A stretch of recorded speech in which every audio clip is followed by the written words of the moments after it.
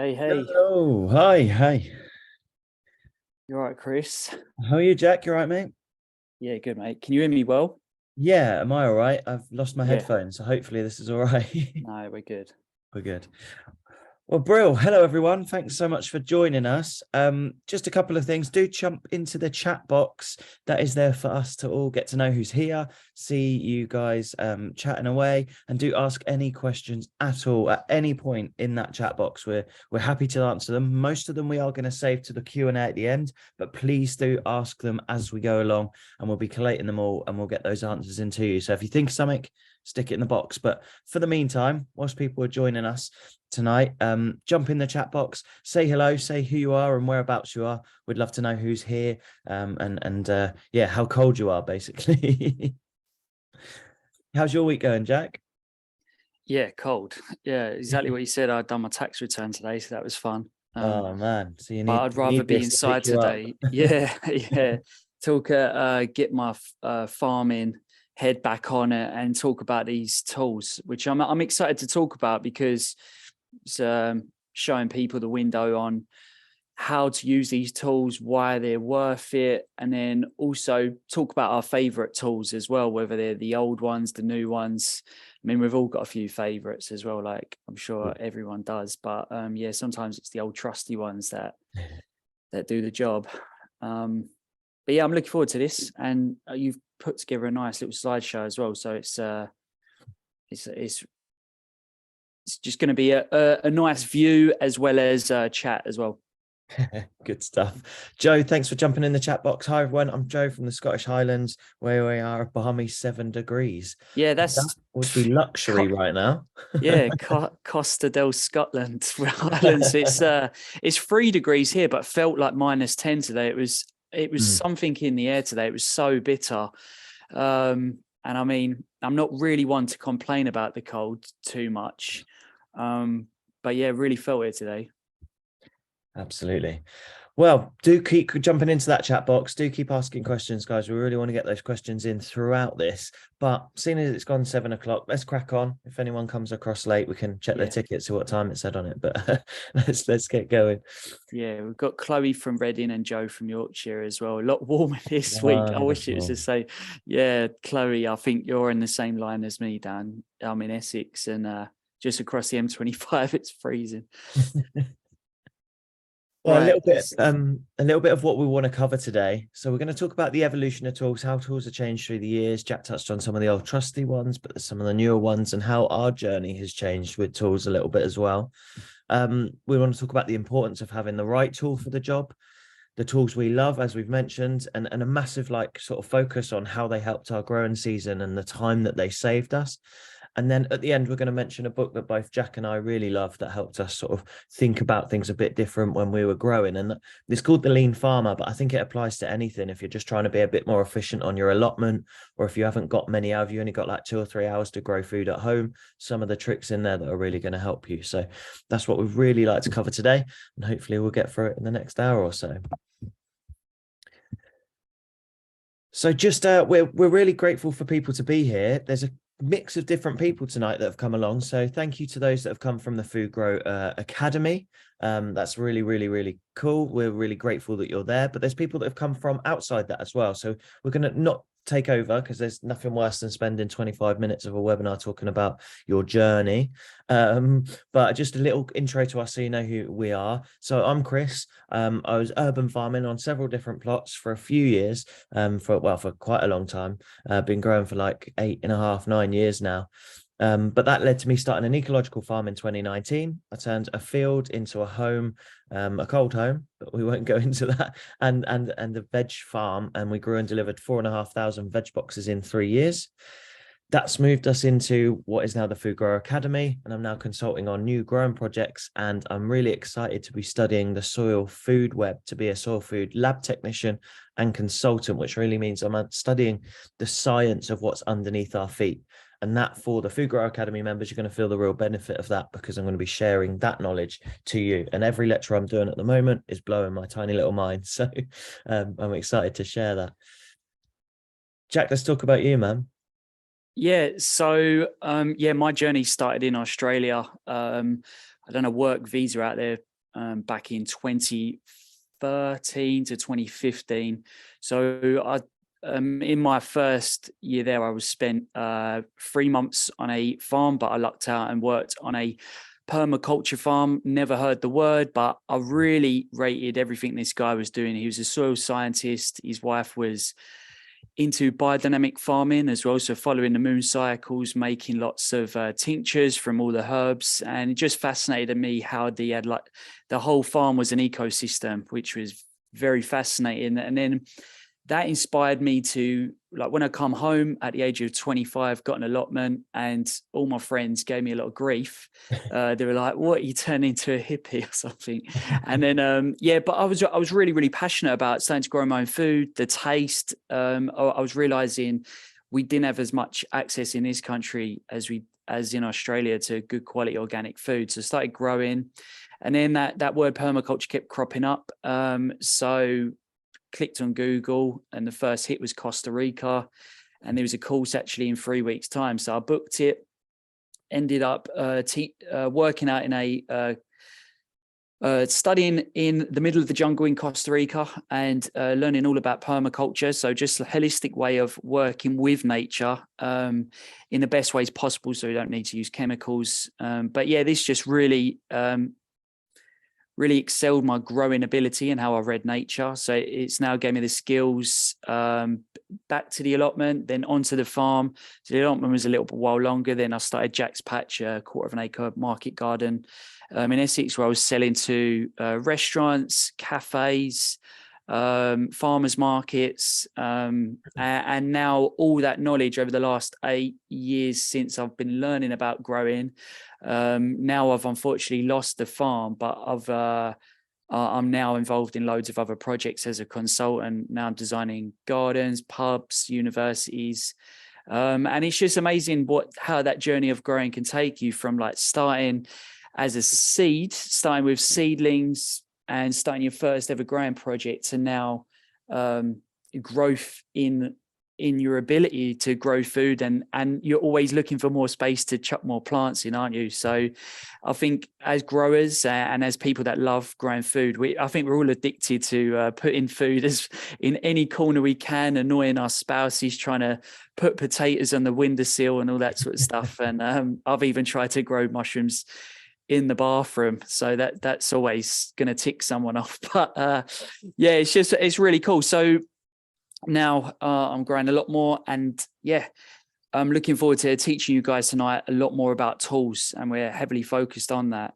And that next slide is the evolution of tools. And for me, we can go back and learn about tools from the very start. And I always think simple is sometimes better.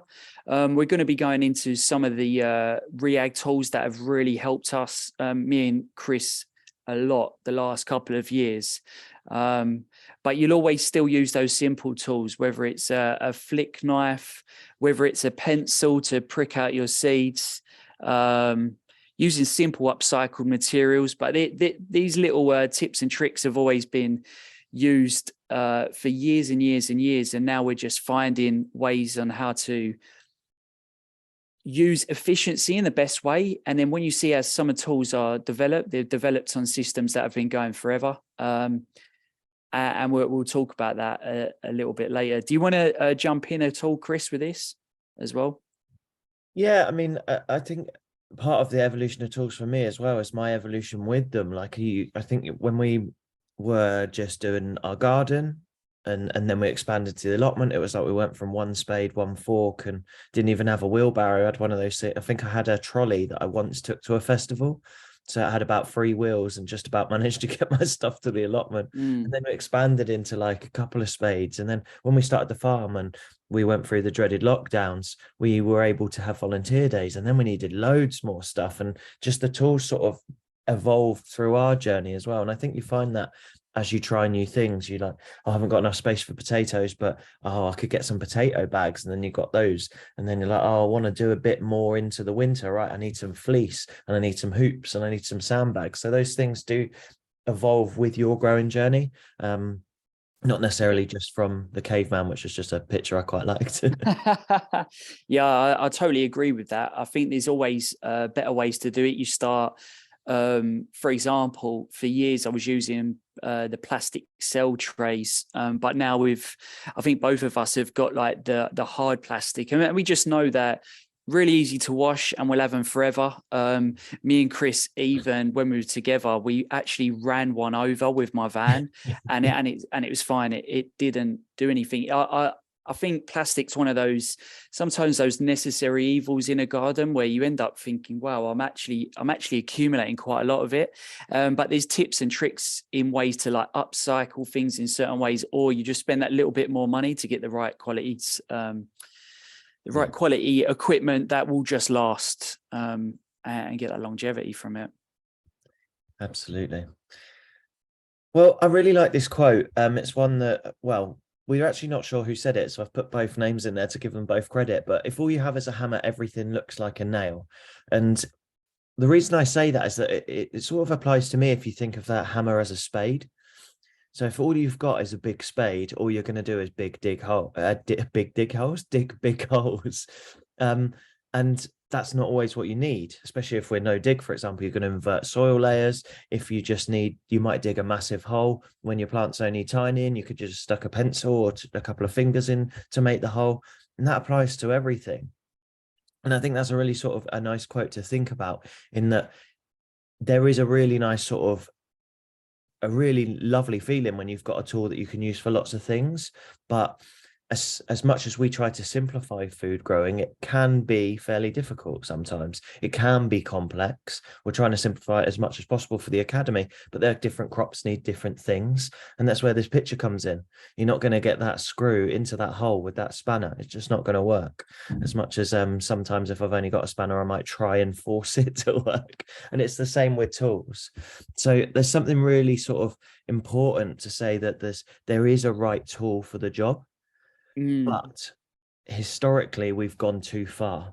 And this is a lot of what I'm learning with the Soil Food Web, is that especially as we get into agriculture or conventional agriculture, we've gone too far. We've tried to make it too easy. We've put in tractors that can plow hectares, if not hundreds and thousands of acres in a day.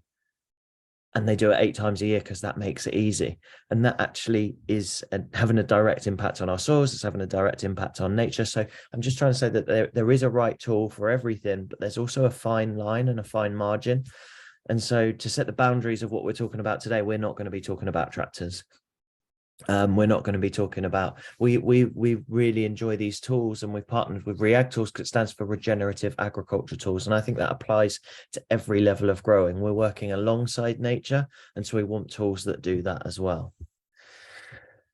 And this is the market garden that we started. And there was a change between the first year when we were building it and setting it up, and the second and third years. And that's when we got the right tools for certain jobs. And I just wanted to say, this is actually a quote I said on a podcast in the past. Everything changed when we got the right tools, and we actually were able to analyze the time that they were taking after the first year, second into the third year. We realized that if we paid someone or paid ourselves minimum wage for the time we had saved, we were saving well over what the tools had cost us in just 1 year. And so that was kind of a real mindset shift for us. It's like, oh, that was quite expensive. That's a luxury. That's how we were thinking about it. But actually, it completely changed things. And also, a lot of the tools that you're going to see today, I'm 6 foot, nearly 6'3". It stopped me bending over in it. If that means I can keep doing this well into my 60s, 70s, hopefully even 80s, that would be amazing. Then they're worth the money as well. So a little sort of precursor into some of the things you're going to see. So we're going to take you through some of the tools that we love, some of the tools that have changed the journey for us. And we're going to kick that off with one that actually is a little bit higher up in the growing, but I think it will be interesting to people to see and hear this one. And this is one of my favorites. And this is the one I was particularly talking about when I was talking about that quote. Now, this is called the paper pot transplanter.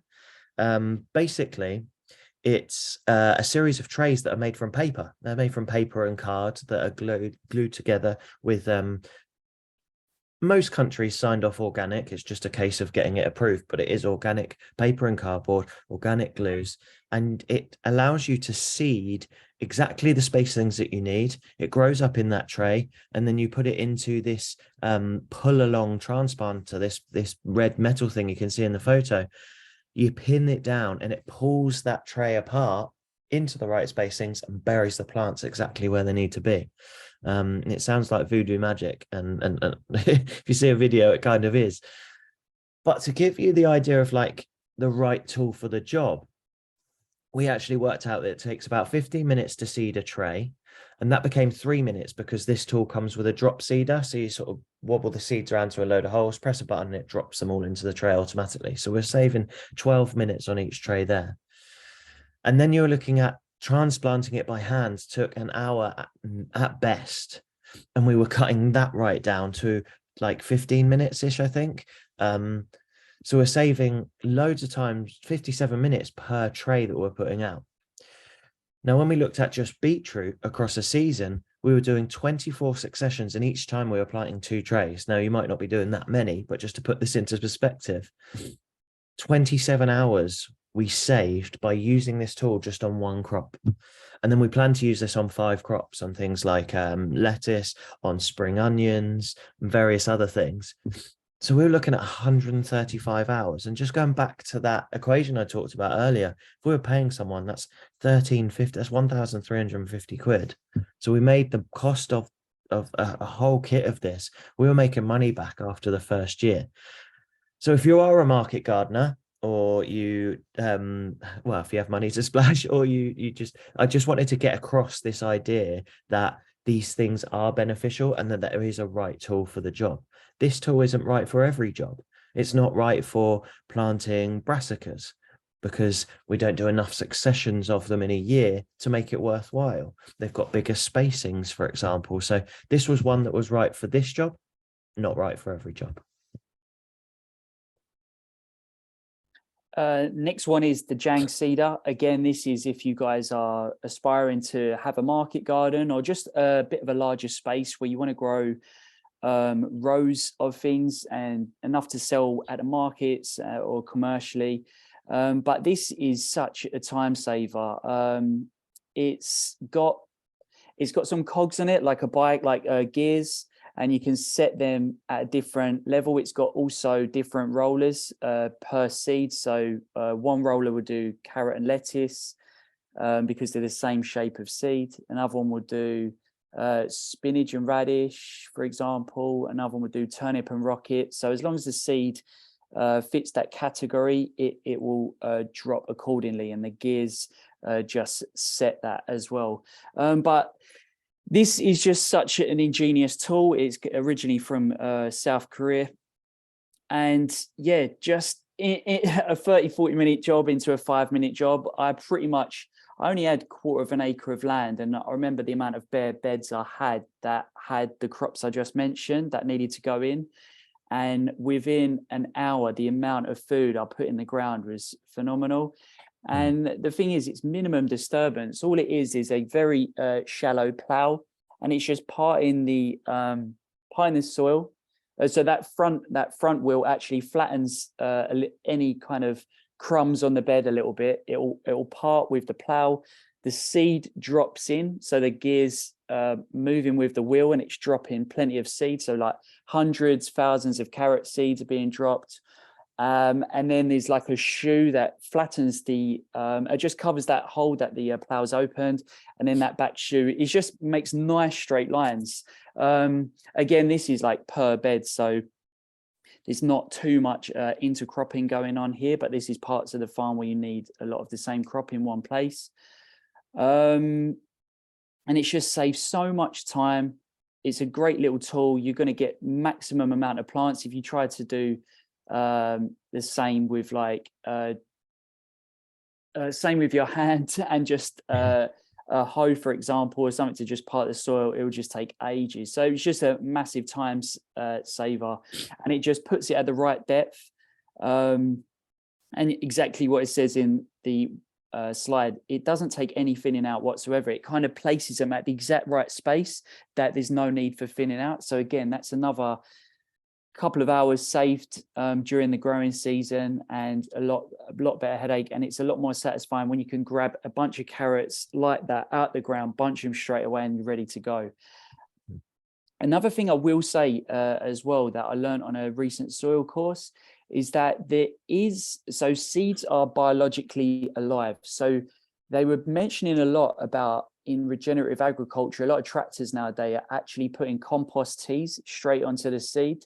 And I mean, I've not patented this, so if someone takes the idea, please, if you're clever enough, make this a thing. But there's even a way where maybe you could add something to the jang to put some compost tea in with as that plow opens, in with the seeds, or maybe put the seeds through a compost tea and then dry them out, because that will wake them up and the germination will be pretty much 100%.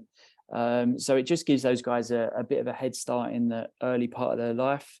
But that's something to take away. I hope that is something to take away, is that seeds are biologically alive. And if we add some compost tea straight away, we're waking them up into the soil straight away. I'm thinking there was another thing I was going to say just about seeds, is that when you actually seed into a tray, don't put the seeds back in the packet. Make sure you use all the seeds that you put in your hand. The sweat glands from your hand actually starts to wake up the seeds straight away. So if you put them back in the packet, you could kill that seed off, or it might start to germinate in the packet. That's an old biodynamic technique that I learned this year. Yeah, massively. I always used to get told off for that. We had a guy work on the farm who had done his horticultural degree. And he always telling me off for like using my hands and putting them back in the packets as a top tip. So the next one I want to talk about, and I think this applies to almost every level of growing, because this is actually an old-fashioned French tool that's kind of making a comeback. And there's a reason for that. It's the two-wheel hoe, and there's actually a single-wheel hoe that's very similar as well, kind of a bit more agile, but the two-wheel hoe is a bit more sturdy. And the reason that these are making a massive comeback, one is because it's one tool that you can put multiple different attachments on. And the other is that it's a forward and back motion that's straight with your body, like a rowing motion almost. And that is much better for you and easier to do than the sort of side by side kind of thing that you have to do with a normal hoe, standing next to the bed, kind of twisted and doing it at funny angles. And so this has become really, really popular. And I wasn't sure I got why. And then I got one a year and a half ago, this one in the picture, and it blew me away. It changed so much. And I started with just attachments like normal stirrup hose, the hose that look like the stirrups on a horse that sort of move with two blades. You can just standard hose that are in an L shape. And then the picture that you see here is biodiscs. And what they do is they've got the two discs, and one hose the soil, taking out very small seedlings, and the other mounds up. So when you're looking at the carrot bed there, which we seeded with the jang seeder from the last slide, and then used these biodiscs, it took the weeds out in between and mounded up. Now, the awesome thing about this is that you can completely change the width of the tools, the depth of the tools, everything. So you can step up to your growing space, even if it's not a long bed, it's a raised bed on your allotment. Like, that tool can work really well for you, because you can go, right, the gap between my kale and this run of radishes or whatever is this distance, right? Let's adjust this tool. And again, you can change the tools that are on it. So I've got some deep rooting tools. These little dandelions have got a little bit too big for my little wire weeder hoe that I've got. Okay, let's get the stirrup hoe on there and let's go back and forth, up and down. And we've used this to really we've used that sort of the big deep hose to really turn over some beds that have gone way too far. Polytunnel that's got too far, but you can really get in there with that, and it's not as tiring as the single one-handled normal hoe. It's a good workout. Yeah, it is a good workout, but not nearly as much as that. Like, Reiki. Yeah, it's good because you're going forward. You're not going to get an injury, so you're just using your triceps. I mean, seriously, like, I've had friends do it for a little while, and they're like, "Oh my, I really feel that." And what I like as well, that hoe, Chris, just goes just under the surface, and it seems to cut the roots like perfectly. So any baby seedlings, they're wiped out, or even bigger plants as well. If you give it a little bit of welly, you can really clean a bed up super quickly. Well, that's a really good thing to talk about at this point, because what I wanted to talk about is something that a term that we use, which is proactive weeding. I think a lot of us have fallen down into this trap of reactive weeding, where we go, oh no, there's weeds. Oh, I haven't got time. And then they get a bit bigger. Maybe they go to seed and you've got loads more problems. Proactive weeding is the idea that whether there's weeds there or not, we give these very slight top of the beds a nice bit of disturbance. There's a little bit of a head coming through. Let's just disturb that on a nice warm sunny day. The sun does the rest for us. And if we were to say, right, we're going to hoe with this nice, easy to use hoe, our growing space once a week, we would never need that hands and knees, getting the kneeler out because your knees hurt, getting the fork out, trying to dig these roots out, because you would just be disturbing enough of the soil, the very top layer of the soil, not inverting it, but just enough to just knock back little weed seedlings all the time. And I don't know about you, but I'd rather wheel that around my growing space for an hour or two a week than be on my hands and knees for like a massive amount of time in the middle of the season, then a couple of weeks later, then a couple of weeks later. So that's what proactive weeding is all about. And I think that these sorts of hoes, and a hoe we talk about a little bit later on, make a big difference to keeping any space weed free. And that's something that we used to get when we had an allotment. I was like, how are you doing? How are you not got weeds everywhere? And we can agree that allotments are quite hard to keep weed free, because there are a lot of plots that get abandoned and then their weed seeds come over. So, and it was because we were hoeing the spaces regularly. So that's what I wanted to talk about there, and that applies to this tool as well.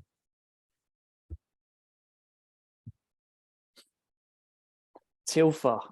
Yeah, I think a lot of us know diggers straight away. You're like, is that a tiller? But the Tilfer is just, it's one of those like handy tools to get. Again, like I actually used it yesterday on a friend's allotment site. So we've picked out, it was one of those where the level of the site was so crazy, bumps, curves, and we're just trying to level it out, a blank canvas. So the more we've learned about soil, we're realizing sometimes you've got to break it to fix it. So you go in once, you disturb the soil a little bit, and then you know that you're just going to disturb it again, maybe the first couple of years. But this is good for like in that motion is to just leveling out a plot.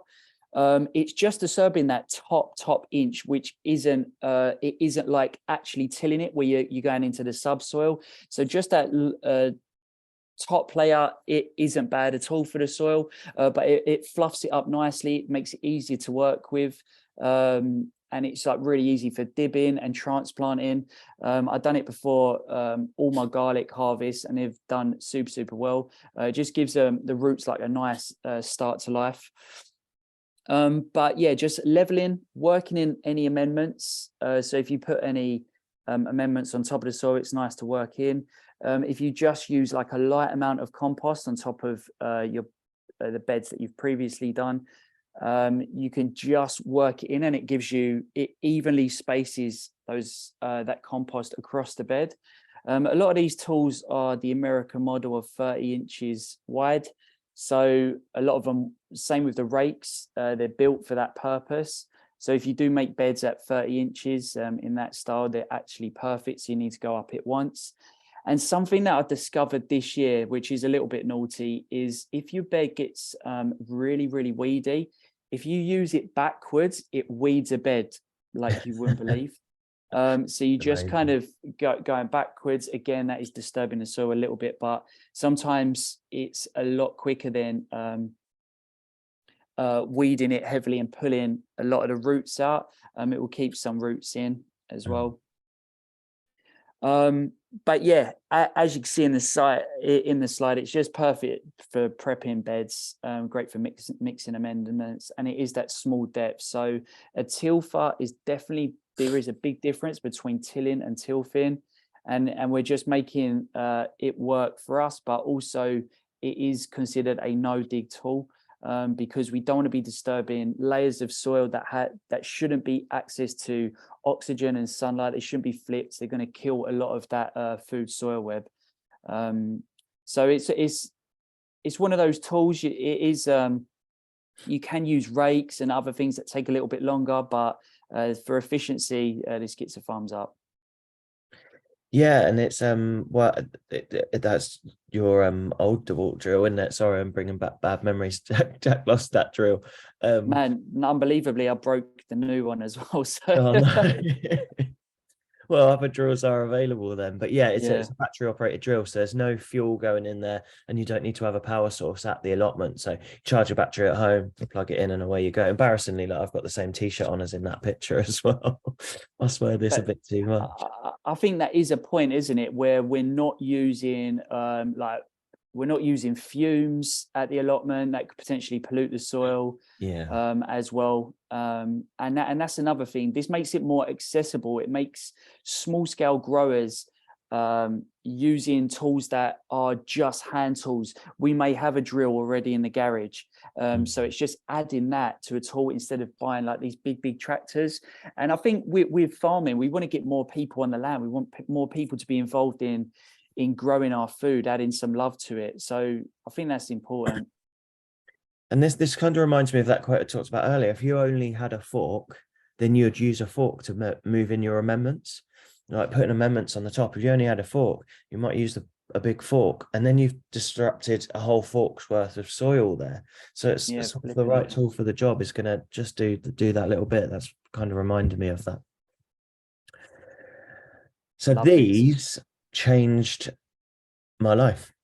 This tiny little pair of scissors that are like 15 quid changed my life, because I don't know about you. I mean, we grew a lot of tomatoes last year, a lot, but pruning, the frustration of having to do that thing where you use the scissors and then you need that hand, you need both hands. So you have to close them, do the little clasp up, put them in your pocket or even on your tool belt, do the thing you need to do with your hands, get them back out, undo the little clasp, and then you forget to do the little clasp and stab yourself in the leg. Like the amount of times you do those things, if you're pruning a load of, I don't know, raspberry bushes or fruit trees, or not necessarily trees, but yeah, tomato plants, peppers, all the different things. So this tiny little ring that's on the orange ring there that you see that's on the handle changes everything, because you just can keep it on your finger. A bit like if you when you're a kid and you had a toy gun and you span it around your finger to try and pretend to be a cowboy. You can do that with this too, but don't get caught. But yeah, it's there, so you can use it, snip, let it drop down on your finger so it's just hanging there, use those hands, and then pick it back up to snip again. It just sped so much up. And yeah, absolutely life-changing. These, it made saved so much time with pruning tomato plants and stuff. My only problem with, they're quite small, and I lost at least 2 pairs throughout the season, so that 15 quid was a little bit more expensive. They're super sharp as well. That's what I want to get across, that they're a tiny scissor, but the sharpness shouldn't be like, it needs to be talked about, because in terms of like cutting even thicker stems of veg, let's say like an aubergine stem, like they just get through it. And I can't tell you, these sit in my van and I like take them out. It's just, I want to know where they are the whole time. And they're just amazing. Any bits of rope on the farm that needs cutting to tie up tomatoes, as Chris said, whole vines of tomatoes. These are incredible little scissors. So they've been a bit of a lifesaver for me. And Chris, do they sometimes, I think Rhiag sometimes do deals with these if you spend over a certain amount? Yeah, very often through the year you spend a certain amount and they'll chuck a pair of these in because they know just how good they are. There isn't one of those running at the moment, but I'm sure I can convince him to do another one soon. But that's a good thing. If you've got a pair now, make sure I'd buy 2 or 3. That's but you're a better man than me for knowing where they are all the time in your van. Let's put it that way.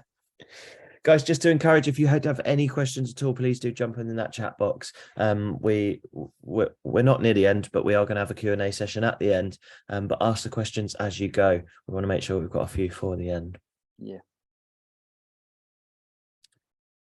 Yeah, this one's on you, Jack, but these are the things we ran over, isn't it? Yeah, Winstrit trays ran over it with a van, like a full transit. And honestly, it was absolutely so minimal, the damage. We just burst out laughing because really they're like the shape of them being in that like that geometric shape is like a stronger pattern as well. So they're stronger, they're durable, they've got like a little bit of flex in them as well, which make them even better to work with, especially when taking some weight. And also the biggest thing with seed trays, which is my pet peeve, is the size of the holes at the bottom. So you can get your finger into a transplant and pop them out with ease. The amount of plastic trays I've like folded in on themselves where you just, the hole's not big enough. I've caught the end of my pinky at like my cuticle and it's just ripped it apart. And you always come back bleeding. So that is my pet peeve with seed trays. Stuff like this, or if you can get ones with like bigger holes, I recommend them so much. But just think it's a bit of like anything like this is an investment. It's gonna last seasons upon seasons, like an absolute lifetime. And to curve a plastic problem, these have been made, and they're just for me. I just know that I don't have to buy a whole box of trays again. I know I've got them. I know how many I've got, and you can buy different sizes. And once you've got them, you've got them. And it's something. Again, really easy to wash, really easy to clean. This time of year, you should be cleaning your trays just before we start the season to prevent any disease. But yeah, these are an absolute winner. And another thing, top tip as well, is that they've got these little slits on the side of each cell, and it's called root pruning. Is it air pruning, Chris, or root pruning? Air pruning. And it's just it's really, really clever, ingenious, and you just get really strong, healthy transplants. And instead of them wrapping around the cell tray like usual, they just come out a lot healthier and a lot stronger plants. So when they go in the ground, they've just got that head start in life, that they're not trying to unravel themselves around from getting root bound. So it's like it's just more than a simple seed tray. It's got a little bit of basic technology, but just by doing that, and it's been thought about. So these are a good investment in my eyes, and I don't think I'll use anything else. Yeah, absolutely. That science is they've taken from soil blocking. So if you've seen soil blockers before, they're sort of metal. They sort of crump together a good mix of compost and water into these little soil blocks. This is the quicker and easier version of that. They do the same thing. So as Jack said, when the root hits something that's air, roots die when they hit air. So that's actually a good thing. You think, oh no, I don't want my roots to die. But every time they do that, it doesn't kill off what's in the soil. It just prunes the end of that root, and the plant goes, right, well, that one's as far as it's going to go. I'll make another one. And it keeps putting all its energy into making lots and lots of small roots rather than making one root that wraps around the pot or around the seed tray. So then when you put that into the soil, those roots that had been pruned off before go, oh, there's more food, there's more soil, and they spread out like mad. And that was the benefit of soil blocks, because they had no sides at all. But you had to be really good with mixing the compost and water at the right ratio for them to not crumble apart or be too wet. And it takes a long time. So I like soil blockers if you've got the time to do it. It takes a lot of time to make those. You have to put them on a plastic tray anyway, so there is still plastic involved. These solve all that problems with just fill it with compost, stick your seed in, but it does all the same great stuff. And if you accidentally run over it, or on purpose run over it with a transit van, they live. So yeah, massive fan. There's a new product coming out, actually, Mini Winnies they're called, and they're actually modular Winstrit trays. So if you don't do a whole big tray of the same thing, they're little ones that sit within another tray, so that you can do different things with different sizes. So yeah, lovely little product from all the way across the Neversink farm. Is that the States or Canada? I think it's the States. No, they're in the States. They're in New York State. Yeah. Lovely. So this is one of those hoes, not that I was slagging off earlier, but they definitely have a place, a single handled hoe. But I love this molten ear hoe because it has everything you need on one belt buckle. So you could go out to your allotment, going back to your how many times have I gone to the shed, got something, got to the bit of the allotment or the garden or the farm, and then realized I haven't got the right thing, gone back and forth and back and forth. This, you have every tool with all the different spacings and all the different tools that you need to hoe your whole farm. So if you're proactive weeding, you go, right, I'm going to proactive weed my allotment today. I grab my one molten ear hoe head and handle. I grab the handy like little clip, like a mountain climbing clip with all the tools on it, stick it on my belt, and out I go. And I go to my radishes, and they've got a small gap, not many weeds, right? The little wire weeder, which is the ones that look like a sort of coat hanger. Or I go along to my slightly bigger carrots, and they've got weeds down the side of the carrots. Okay, I can use the spring one that looks like a set of pincers off the front of a beetle, and that can actually run down either side of the carrot row. You've got all of that on your belt. A bigger weed, you've got the sort of knife looking ones on there, and you can quickly just click next one in, do that little bit of veg in that part of the bed of the allotment, next one in. Same on a farm or a market garden. You're going out and your shed might be a good 100 meters from some of your growing beds. You're not having to make that walk back and forth. So this was a really, really good investment for me, because we really tried with some volunteers to get really ahead with proactive weeding last year. And what we found is there's different spacings for every vegetable that we grow. So no one tool did it all in terms of just hoeing every bed once a week. So this was a massive one, and another smart tool that Neversink Tools and Connor over there have come up with. It's a nice design. There's also on the website, RIAG's website, the Swan Neck hoe as well. It's something I've actually had for years, and you know, like you kind of have a personal favorite. You like that can do this, that, and the other. And I really like that. There's just something about that goes in between, like these ones as well. And I've got the interchangeable, like the flat blade. I like that they go in between beds, and that you can just go up, down. Same with that Swan Neck hoe. And also what I liked about that as well is to make a nice line to dig it in the ground a little bit, walk along, and then that was a nice little trough for peas. So you can multi-use these things as well. And as we said, like getting the right tool for the job. Some do like more than one job, but as long as it's done right, it's you can just they're multifaceted. So that's why we like these. A lot of them have come over from America. These guys have been market gardening a lot longer than us, and they've figured out these systems. And it's just making growers more efficient, that they can grow more food and get more food out to the public as well. Absolutely.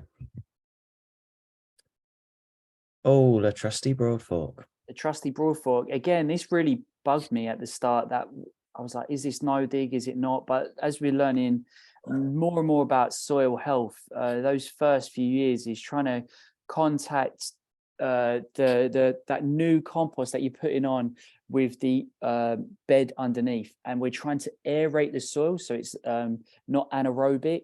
A lot of like clay soils can be anaerobic, and it's just trying to add some oxygen down, and we're trying to drive carbon down as well. So we're just trying to loosen it up, make sure that the carbon like it's all being fed down further. And that's really, really important. Airways, waterways, and we're just hopefully getting the soil to fix itself and add structure. And I think it's one of those things that you use mainly at the start, and then you probably use less and less and less as time goes on. Yeah, and as it said, we don't want to be tilling or ploughing. So this is a way that we can do it without much disturbance whatsoever. Yeah, you talked about soil chiropractor. I can never say it, so I never use that term. But chiropractor. Exactly. So it like sometimes the soil is broken and it just needs those tweaks. And the idea is that the word regenerative as well is like we fix it once, or we're fixing it at the start, that the land then is like, once it's aligned, it's going to be healed and it starts to fix itself. Unfortunately, we've got ourselves in such a situation, especially like fields that have been over farmed, and then we try and grow on them, is we have to do that breaking again, to fix it. Otherwise, we're just putting like no dig on top of like a concrete soil. But we need to work it in. We need to break it at first, and then nature takes over, adds that structure. You're adding compost, you're adding, if you're doing wood chip hash, you're adding mycelium, and then you let the fungi do the work.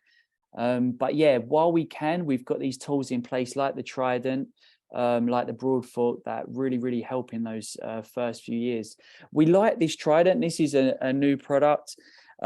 Because you could use this in a garden, you can use this in a small space, an allotment, all the way to a market garden, and it just looks a little bit easier to use. I think you've had a go on it, Chris, haven't you, this one? Yeah, I've just got one for the new garden. So the new projects that you'll see in the academy or on my TikTok and Instagram is a 25 meter by 15 meter garden.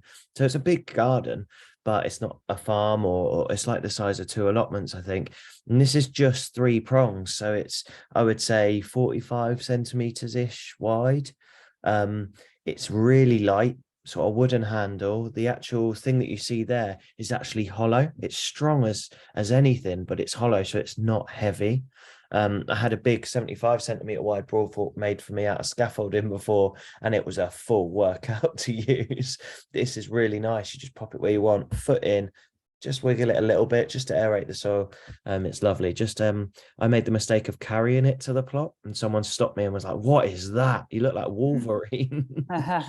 It is all about efficiency though, isn't it, Chris? Like we want these tools that we're trying to use. It's like, are they lightweight? You don't want to be carrying too much. It's all about carrying the right stuff. Tool, man, keep going back to that quote, but like right tool for the right job.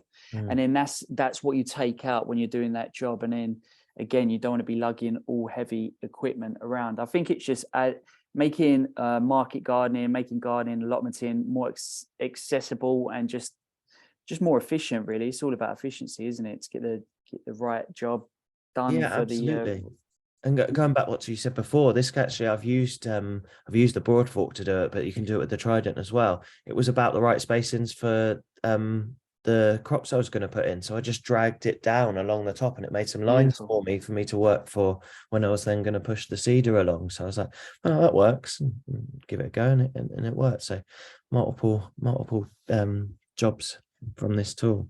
Brilliant. But speaking of which, this is exactly the tool for that job. Yeah, so I think we've all done it. Trusty tape measure. The amount of tape measures I've got mud on and ruined it because you can't get it back in. I've got one in the van that's like half out. It's doing my head in because it's just making that noise every time I get it out. But this is the Gridder. To be honest, I just have this, the one at the back to the right. So it's just slightly within the 75 centimeters. It's a perfect distance to get 3 lettuces. And what I use is it'll give you a cross section, so it will go along the bed and it will make perfect squares. And sometimes that you feel like, there's like a smaller crop like spinach, you can actually use the space in between and it will kind of make like a perfect cross section. So I normally I'm trying to show this with what I've got. Actually, I've got a coaster here. This is perfect. So it'll make like a perfect cross section across your bed. And I do it as like lettuce. It's gave perfect spacings. But sometimes, especially in permaculture, we're trying to get another crop in there that's going to be a companion plant or like a beneficial plant. And I actually use that cross section to grow something straight, tall, that doesn't need a lot of room. So we'll have lettuce. In the middle, I'll have spring onion, and that will grow nice, straight and tall, doesn't shade out the lettuce. It's a great companion plant for the lettuce, and we're getting maximum plants in that bed. And I absolutely love it. So it's really good at marking the bed out. It's super efficient. It's super quick. You just roll it out. It's very, very easy. The weight of the Gridder actually imprints in the compost, so you don't need to put that much pressure on it. Especially in light, fluffy compost, it's a bit of a dream. But yeah, in terms of marking our bed perfectly and working with that space, it's great. very efficient, very quick. You could do multiple beds within a short amount of time. And it's just a really efficient tool. It saved me plenty of time, a lot of rope and pegs and tape measures that I don't no longer need. And it's just something I personally, if you're going to have a market garden and you're aspiring to be a grower, this tool for me would be in that 101 starter kit, because some of these tools are a little bit like you can get at a later date, especially when budgeting for a farm. But yeah, this tool for me does that perfectly. Yeah, and it almost marks out, even if you're doing a slightly smaller scale. I mean, this new project that I've got going, the 25 meter by 15 meter, big garden, but I actually taken some of the layout of, say, market garden beds and put a few of them in, because I know that I can use them to grow lettuce and carrots and radishes and things in rows. And even if there's multiple things in a bed, I can actually use these tools that are really efficient in that shape of bed. So it might be that, like Jack was saying, you might go, oh, that's really interesting. I'm starting a new project. These are a tool that would be really useful. That might change how I design what beds I'm going to put into my new space. So, because that will be really efficient. And how many of us have got a nice, what we think is a nice coiled up bit of rope or bit of line or string in the shed at the allotment or whatever. And then when you get out to use it and put a line down, it tangles somehow. Like, it doesn't matter how neatly you coil it, always tangles, doesn't it? So this means you never have that frustration again. So, I mean, that's the list of our favorite tools. What we wanted to talk about next was this really, really interesting book that changed the way that we both did things on the farm. We both actually, I think, listened to it or read it separately. It is on Audible, and then both recommended it to each other almost in the same WhatsApp text. It was like, yeah, we've read that. It's great. But before I do that, I would love it if you can jump in with any questions that you've got. Thanks, Jen. We've got your question there. We can answer that in the Q&A. Any questions on any tools, jump in. But we'd also love to hear about your favorite tool. Now, I'm not talking about that you've got a Jang Cedar or anything, but if you've got the best knife you've ever used, a fork that your great-great-granddad gave you, we want to hear about that. So jump into the chat box and drop that in there just whilst we're talking about this next section, which is the Lean Farmer book. So you got this on Audible as well, didn't you, Jack? Yeah, definitely. Yeah, Audible was great. It's really it's a really good listen, but there's also some people might be more familiar with the Netflix series of Marie Kondo. She's a Japanese lady that talks about minimalism, and is like, does this she cleans people's houses who have just got mess everywhere to simplify everything. And I feel like when your space that you're working in or that you live is a mess, it's mental clutter. So like by cleaning it, it's almost like you're giving your headspace, and that from farm to home to my work, it's made such a difference. And by reading Lean Farm, I'll go back to Marie Kondo. Actually, she says, like, does this spark joy? Like, she'll find an item at the house, and if they say no, she's like, sell it. And it's all about like getting rid of clutter, what you do and don't need. And in the Lean Farm book, he bases all of this off how they run the Toyota factory in Japan. Is like how efficient it is, what you do need right when it's there. And you don't just have all these tools just lying about, maybe being used like once every 2 years. So for me, on a personal level, it made me get rid of a lot of stuff that I didn't need at the farm. I just sold it, passed it on, gave it away of things that I thought, do I really need all this stuff? And just simplified what I need. Going back to that quote again, do you have the right tools for the right job? Don't just buy something just to buy it, thinking that you're going to use it. Like, do you need it? And something that I will give a perspective on straight away is that I built a tool rack that had got like hooks on, that I hooked all my tools that I could look at it, and I even took a picture of that and laminated it and put it on that tool thing. So if I had any volunteers at the farm, I knew they knew and I knew exactly what tool should be there and when. That means that you're not running around losing time. Where's my rake? Where's my spade? It's there when you need it. You know exactly where it is. It's just all about efficiency, time, and how to operate your systems. If you make these systems nice, clean, you're not wasting time, you get things done. And when you're growing food, like the more time you are growing food and wasting time, that's what you want to be doing. Absolutely. I mean, there were some amazing tips in there that really changed. It was, yeah, back to the Toyota factory, and they put something in where every worker had a trolley that had every tool, and they were mechanics. I think the example was it had every tool they would need. It had a tray underneath with spares for those tools. And then on that trolley, it had at least a spare, one or two of every spare part of the machines that they were fixing. So they never didn't have the piece of equipment they needed or the tool that they needed on that trolley. And then it was someone else's job at the end of the day to make sure every trolley was 100%, had all the tools back, had all the parts, had all the spares. And it made them so efficient. And it gets you thinking about that in a growing perspective. So the little scissors that I talked about that spin on your finger like a Weston's play toy gun, those, where am I going to use those most? Well, I use those most in a polytunnel, right? So it makes sense that they're in the polytunnel or in the greenhouse, because that's where you use them the most, for the tomatoes and the aubergines and things. Right, okay, well, shall I put them on the bottom of the potting bench in a drawer? Well, no, because I'm not going to see them. So I'm going to be looking for them. And also they can get lost in there. I'm not always going to walk in and go, they're there, so I don't have to think about where they are. So this got you thinking of putting things at eye level.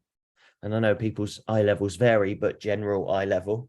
And my old member of staff, who was significantly shorter than me, used to take the piss all the time that my eye level was too high for her to reach. But yeah, putting things at eye level. So you register that it's there when you walk past. It's never missing. Like Jack said, having a photo. So it's almost, some people have board that you see in garages or mechanics garages, there's a spanner and it has almost like a white line, like one of those murder documentaries around it. So they know that tool's missing, right, lads, who's got that tool? Yeah, totally.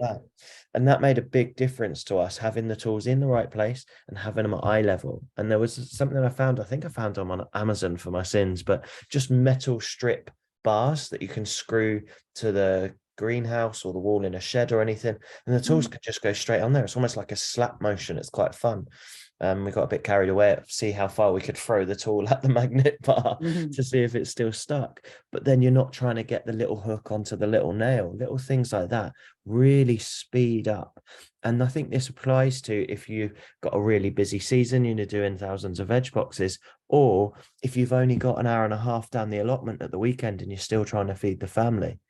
Like, how frustrating is it trying to find the tool that you need? Another thing as well, it made me buy a labeling machine. I went back to the shipping container and I labeled where all my seeds were. And also, like, I'd had like each compartment for tomatoes, squash, blah, blah, blah. And then it made me realize, oh, I'm low. Or I'll give an example that I use a lot, microgreens. I'll pull out the drawer with broccoli microgreens, or I'm actually low on that. And then you just make like a note as well. And yeah, labeling machine. And also they said about if you don't use something much, put a bit of tape on it, and you kind of put areas of like, don't use much, use the most, et cetera, et cetera. And you think, oh, if I haven't used that in 2 years, do I actually need it? And you can sell it. And it's just being efficient and just making your systems better. But clean space, clean mind. That's how, because I'm notoriously quite messy, or I have been in my life. And this book changed a lot for me, for sure.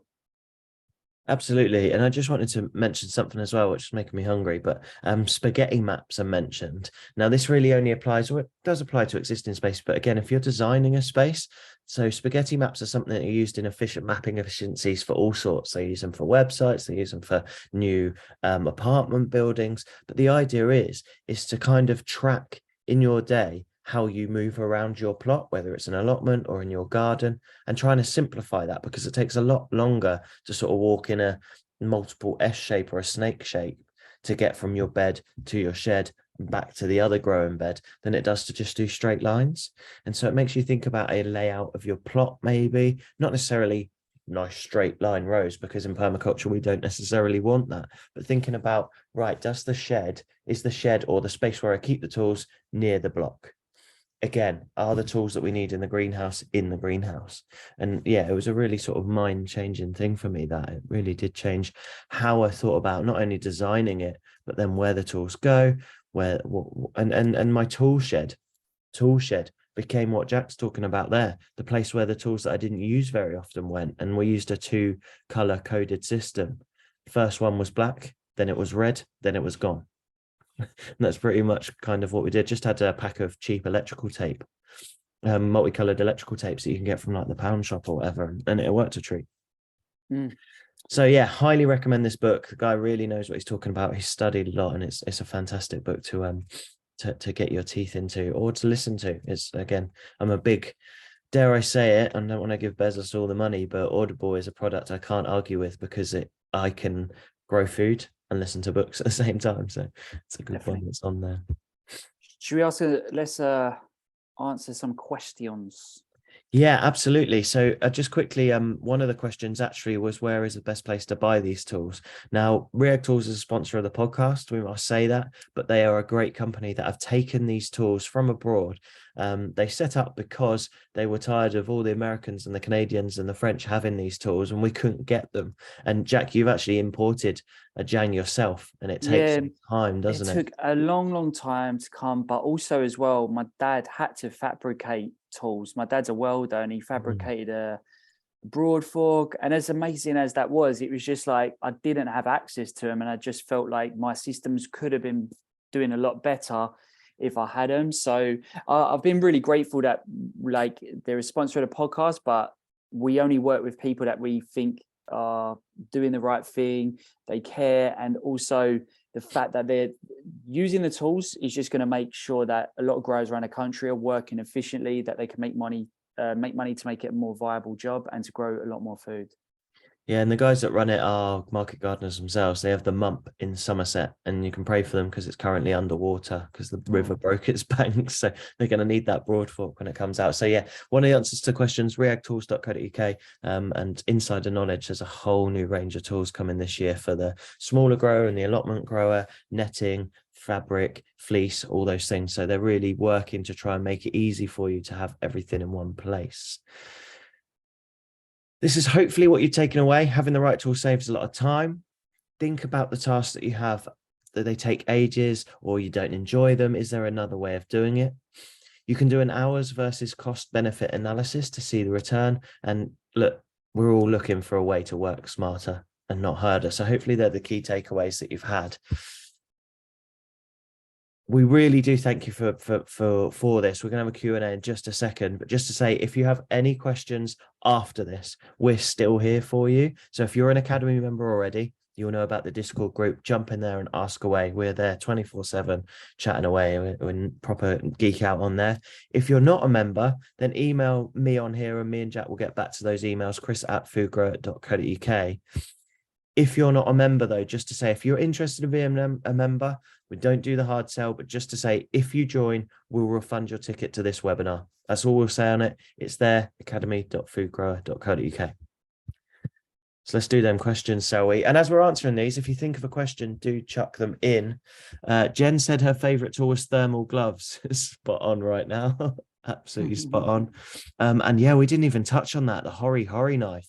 That's a big favorite of ours from Chloe. Yeah, especially it's just multifaceted. That's what we like. You could take it out, you could cut a branch, you could do some measurements, you could dig a hole. Yeah, it's great. Absolutely great. So a question from Jen. Thanks, Jen. Can you recommend a book on companion planting? I can.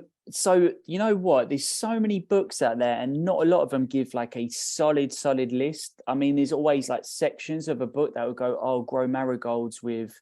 Alongside lettuce that will get rid of the smells of the marigolds, get rid of the cutworm, and it's always like segments of books. I've not really found like a really hard section of it, but I think because of that question, I saw it earlier in the comments, and I'm going to say to Chris, we should totally have just a section on like per plant, because I'm gonna recommend an app actually, but I know some that are off the app that I've just learned on plenty of courses and my own experience. But there's an app called Veggie Garden, and there's like a picture of a carrot, like a cartoon carrot as the app artwork, as the app artwork. So Gia, if you can, oh sorry guys, Veggie Garden is like, yeah, can you see the carrot there? Yeah. So Veggie Garden, and what it does, it will show you, you say you tap on carrot, it will give you good and bad companions. So yeah, you just tap on it, it'll go good companion will be this, that, the other. So you know that when you're designing your plot, which we've also got a course on now about designing your area, you can go, right, I'm going to grow my carrots next to my onions, because the smell of the onions deter away the carrot fly. Or, for example, one of my favorite ones is I actually have pots of spearmint. You don't want to plant mint, because obviously, if you know, when you plant mint, you just have a mint jungle everywhere. So I have big pots of mint, and I put them amongst my brassicas, especially my kale, and that deters away white butterfly that lands, hatches eggs, then you've got caterpillars eating your kale. So I have big buckets of it, and I can move them around the farm where I plant kale or where I plant some brassicas. It really does help. But dill is another one that will really help. It's kind of like a sacrificial plant towards that amongst the brassicas as well. But I love companion planting, and the power of the flower, adding lots of edible flowers to your garden is going to be a big help. So you want to bring in the good pest to get rid of the bad pest. But yeah, I could go on and on and on about that, but I'm sure we'll have a section coming soon, very soon within the academy. But yeah, the Veggie Garden is a great little app to have on the plot that you can just whip out, check while you're at the plot. Yeah, and that's one you recommended to me, actually. It's been really, really handy. But yeah, I've literally just written down that we will get that onto our list of things to make, even if we make like a really good downloadable chart to start with. Definitely. And then we'll do a really good resource with a video and stuff, because there are some tips that Jack's my companion planting king. Like, he's made some amazing tips, and there are little things that change it up. And there's something to be said about companion planting, because there's this sort of, and I'm going to say it's a myth, that soil can be too full. Like, oh, you can't put like spring onions in between those lettuce, because the lettuce will use all the food up, or the spring onions will use all the nutrients up in the soil. Then like, it's going to be too close. They're going to be competing. And it's actually a myth, this idea that soil's only like a couple of inches or a spade depth. Like, if we get our soils right, get the biology back in, work on them like each year, it doesn't take that long for them to get much, much deeper. And one of the things that I learned from this soil food web course that I'm on is that there is enough nutrients in every square foot of soil in the world, just in the minerals that are there. And that's talking about the desert as well. Like, even in the desert, in those sand dunes, there is still every mineral that a plant needs. The desert is the desert because of the lack of biology and microbiology. Jack mentioned fungi. I'm going to mention bacteria, those things. That's why it's a desert. Lack of water, lack of oxygen, obviously, but it's not a lack of nutrients. So you can't overplant a bed. Yes, putting things so that they really push up against each other, then they can't get sunlight. That impacts them. But don't ever think that you can't put the spring onions in between the lettuce, as an example, because there's not enough food underneath. There is. Jack made a really good point there as well, is that you've got to attract the right pests. You've also got to attract the right nutrients for plants. So if you fill a whole bed just with lettuce, you're with the same breed of lettuce as well, which is something we often all do. You're attracting one set of beneficial bacteria and fungi to feed that plant. So the others that don't get what they need from that plant. So bacteria and fungi feed off the plants feed the bacteria and fungi. It's a nice beneficial relationship. But if that plant isn't giving out the nutrients that certain microbiology needs, they bugger off. Like, if there's no chicken left at KFC, we're going to Nando's. Like, that's the idea. Don't eat at KFC, but yeah, or maybe Nando's. But yeah, that's kind of the analogy. You're going elsewhere, and so that happens. Then we go, right, well, I'm done with this lettuce. I'm going to put my kale in here. Oh, it's taken a while to get going. And then that's when they've got you. That's when the feed companies got you. That's when the fertilizer companies have got you. Oh, there's no nutrients in this soil because I had loads of lettuce in it. No, it's because we didn't mix that up. So say you put your lettuce in and you put your spring onions in, right? That's two types of biology that are in there. Say the Diversity same is thing. king, isn't it? Yeah, it just diversity is absolutely king. And the thing to think about whenever anyone says, might be someone on the allotment comes, oh, they're too close together, they'll never grow. Think of a rainforest. Think of the woods down the local area. There are millions of species in every square foot. So if anything, do take that away. Companion planting is incredible. Diversity is king. And there's plenty of nutrients in the soil for all of us. So sorry, I could go down a rabbit hole on that for ages. So I'm going to stop myself there. Just go up one. The biodiscs, do they cope with perennial seedlings such as thistle and dock? Or are they more like we need to get those? I haven't got that question. Oh, Joe Cartwright. It was just above the companion planting one. Oh, amazing! I haven't got that, man. So you might have to read out some of these questions. It just said, will the biodisc cope with perennial seedlings such as thistles and docks? If they are small and you catch them early enough, it is that simple. It's going back to that proactive weeding. If they just popped up, you're going to keep doing that. Specifically, what we use them with carrots, carrots really don't like pressure from other weeds. So we actually did flame weeding before. So before 2 weeks before our prep for carrots would start, we would water the bed and cover it with a tarp for a week. Then we would flame weed the bed just before we plant the seeds. We'd plant the seed for the carrots, and we'd also plant a couple of beetroot seeds in the bed. As soon as those beetroot seeds germinated, that means the carrots were on their way. So we'd flame weed again, which did two things: got rid of any of the little perennial roots and things, and it also warmed the bed up ready for those carrots to just pop right through. And then we would use the biodisc 7 days and 14 days after that. So there was a lot of treatment going in, but that's for carrots. So yeah, there's a lot of prep to make sure that some of those perennial weeds are not in there. But yeah, we used them, and we used the hose, various hose, wheel hose, and the Molten-Ear hoe to stay on top of thistles and docks were our biggest problem on our farm. And the thistles were a big problem because they were blowing in from everywhere else. So we had to catch them when they were really tiny. Otherwise, yeah, you probably have experienced it, Joe. They establish very, very quickly. Thermal gloves, I love that. I hope that helps. Joe, Jack, do you want to read out some of the more questions? Because for some reason my chat hasn't got them all. Yeah. So you've done the flame weeder one, companion planted by these wedge by these tools. Any recommendation for a reference book by a vegetable that's easy to reference and could help with spacings and things like that? Right. I have the perfect book, and it's an old allotment book, and it's called like the Allotment Gardener or something. I just need to just typing it in Google. Just on that, Jen, we've just launched a new course that helps you to plan a space. There's a video coming this week of the actual space, and then next week / the week after, there's going to be 2 videos on crop planning. And within that, we'll give away. No, that's cool, because this is a great book. But within that, there's a spreadsheet that has a list of things like spacings and that sort of thing. They are roughly taken from a mix of our work.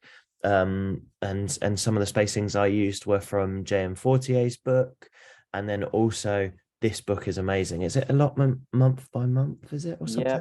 Yep. That's it. Just in terms of like, I mean, we're doing everything on the academy to like answer your questions in that way, and Chris has put together like an amazing spreadsheet. And again, I feel like allotment month by month, this is just like standard horticulture spacing.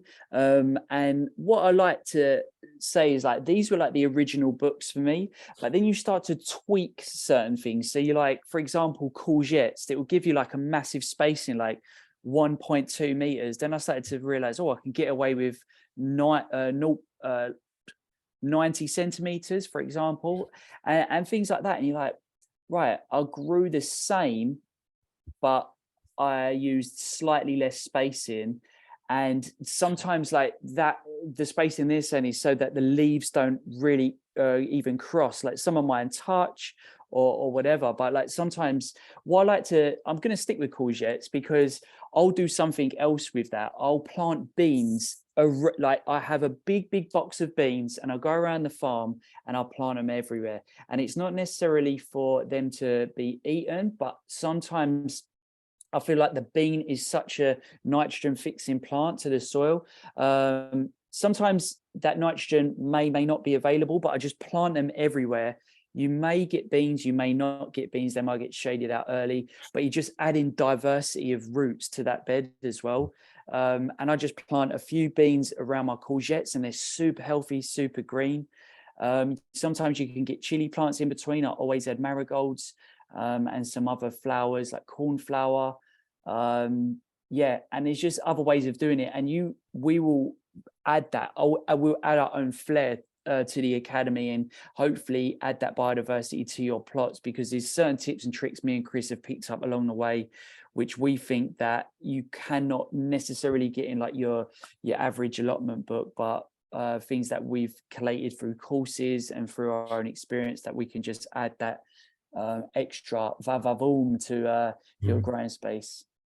And that's been really fun for me. Last year I really pushed it. Like I had a bed of courgettes 45 centimeters apart, and yeah, I pushed it too far, but it was fun to play around and experiment. And like you'll get lettuce spacings of 25 centimeters between plants for like big head lettuce. 15's good. Like there are certain ways that you can push that to the limits. So I would say the worst thing you can look at is the seed packets. And Yeah, I'll they're get shot for that garbage sometimes, but it's absolutely wrong. You've got to go from one experience. I mean, like you might be able to do courgettes at 30 centimeter spacings if your soil is absolutely unbelievable and you prune them loads. It changes, but the old books like that allotment book, and then us building on that with like our experience as well, it's gonna really give you a bit more insight. But don't be afraid to play around. Any new grower, we don't want to put you off by going, oh, don't look at the seed packets and then confuse you. We just feel that the seed packet is a very general thing, and you speak to a lot of people that have been growing a few years, and you do start to realize like it's not necessarily correct. So just like between what we're going to be speaking about in the academy, please ask questions, because we've got a lot of the answers, and between a lot of us growers who are already on there, I think a lot of people will say the same, and it's a good open conversation to have, and we can all push the boundaries and learn from our own trials and tribulations. So yeah, let's open that conversation. But yeah, if you do like a book in your hand, I do recommend that allotment month by month, and Joe's gave some recommendations there as well. We'll give a couple of more minutes if there's any more burning questions, but if not, please type something that you've learned. Even if it's one thing that you've learned from this webinar, we want you to take away something. And just if you can think back to the last hour, something that's maybe piqued your interest, just write it in the comments, because it gives us good feedback as well, that something that we've said has stuck with you. So yeah, any of that is just amazing to hear back. But yeah, we just want to thank you for attending, and thank you for your patience this evening. Yes, thanks so much, guys. Joe says don't put seeds back in the packet. I love that. I love that. It's really hard not to, though. It really is hard not to. I mean, the other side to it is you can wear gloves, like clean gloves, like kitchen gloves, or not big old yellow marigolds. But yeah, like the gloves that chefs wear and stuff, and that'll be okay. But Jen says she learned fungi and bacteria will go elsewhere. They will bugger off.